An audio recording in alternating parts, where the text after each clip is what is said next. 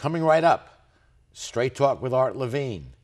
Our guest tonight, Dr. Craig Smith, political expert and director of the Center for First Amendment Studies at CSULB. Join us as we celebrate the final show of our 15th anniversary season.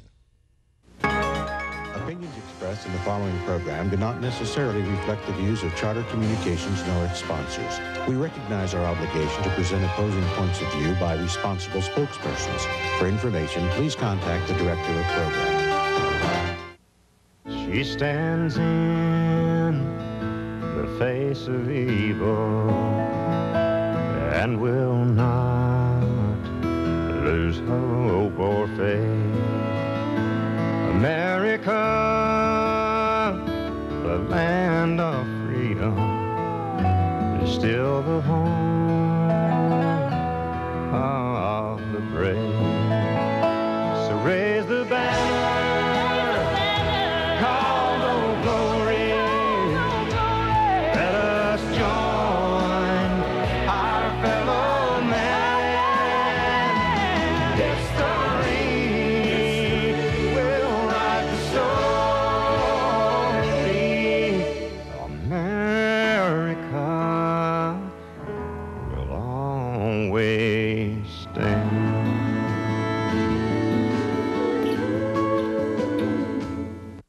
Straight Talk is brought to you in part by Southern California Edison.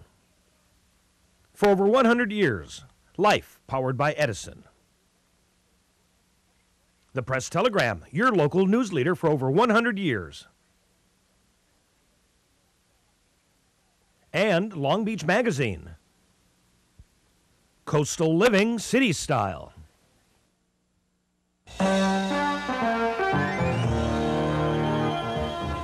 Join us for tonight's edition of Straight Talk.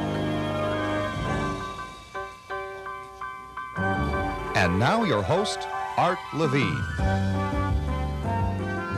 Good evening and welcome to Straight Talk. We're delighted you're joining us tonight. This is the last show of our 15th anniversary season. This is show number 410. And we're so delighted that our guest for the entire show is political expert Craig Smith. Craig, welcome back to Straight Talk. Good to be here again.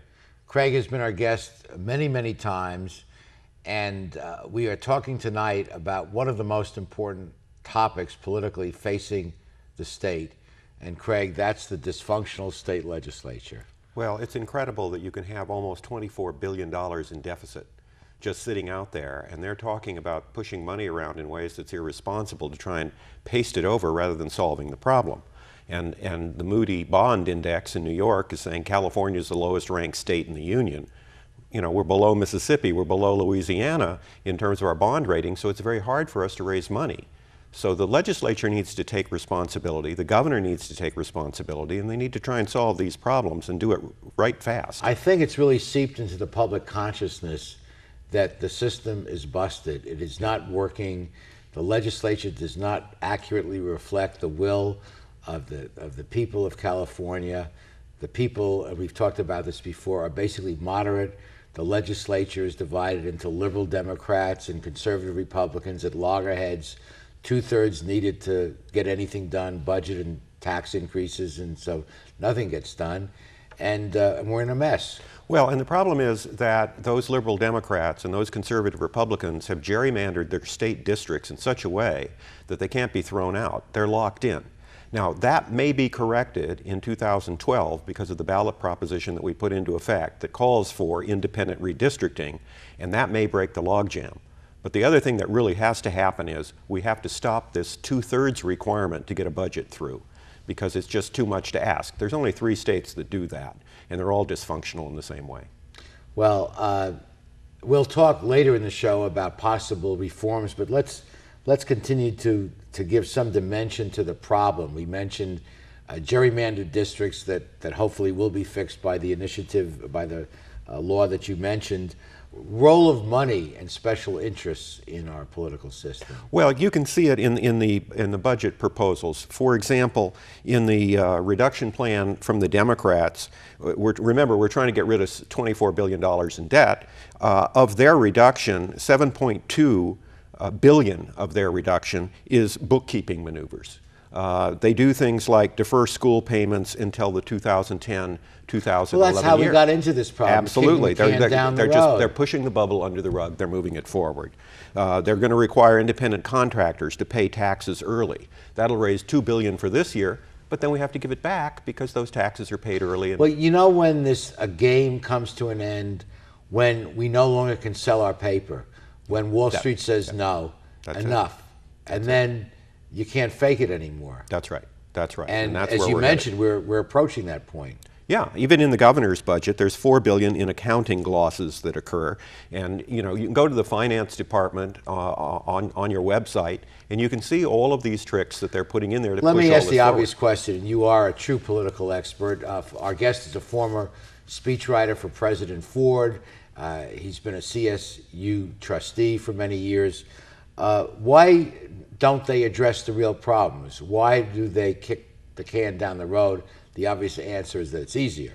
It's easier, and they would have to make hard decisions that might result in them not being returned to office. If we cut schools, if we cut workmen's compensation, if we cut into all kinds of other water programs that people have, if we cut agricultural spending, if we close down state parks, people are going to say, we're not getting the services we're paying for, I'm throwing you out of office. Well, let me ask you this question. Is the highest goal of these legislators just to assure their reelection, or is it to go up there and do something? Well, you'd have to ask them that. I'm not going to get into their motives, but I can tell you the effect is that they're not functioning. And that's why I think there have been calls for a constitutional convention to throw this all out and start all over. Polling indicates that the approval of the legislature is down to almost 20%. Right, right. And ironically, though, most people like their legislator, their particular assemblyman or senator, but not the legislature. How do we explain that? Well, in poli-sci, in political science, you see that all the time. People say, I want a Republican Congress, but my congressman's a Democrat and I like him, so I'm going to vote for him. I'm going to keep him there. He's brought projects into my district. He's taken care of me. And so I'm going to keep him, but I'll vote hope that the Republicans win in all the other districts where the Democrats are bad. And the reverse is also true. And just to balance, I have a lot of respect for people that are willing to endure what you have to do to go into the political process, raise the money, subject yourself to all kinds of criticism. So my hat's off to everyone that runs and is, for that matter, elected and makes the system work.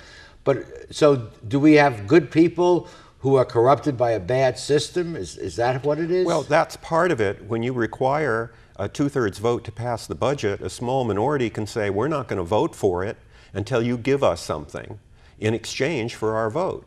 And so then you don't get things done that need to get done. That's got to change. And very quickly, before we go to break, pension problems. Pensions are getting out of control in many cities. All over the place, people have been promised pensions that cities cannot possibly fund. And so those are going to have to be rewritten. People are going to be disappointed. But those were negotiated contracts that, again, city officials, like our state legislature, were irresponsible in promising pensions to firefighters, to policemen, to city officials that they couldn't fund down the road. You can be a hero today by making the promise, and you're not here when the IOU comes due. That's right. It's somebody else's problem. That's right. But the chickens, you would agree, have now come home to roost. Yeah, that's absolutely right.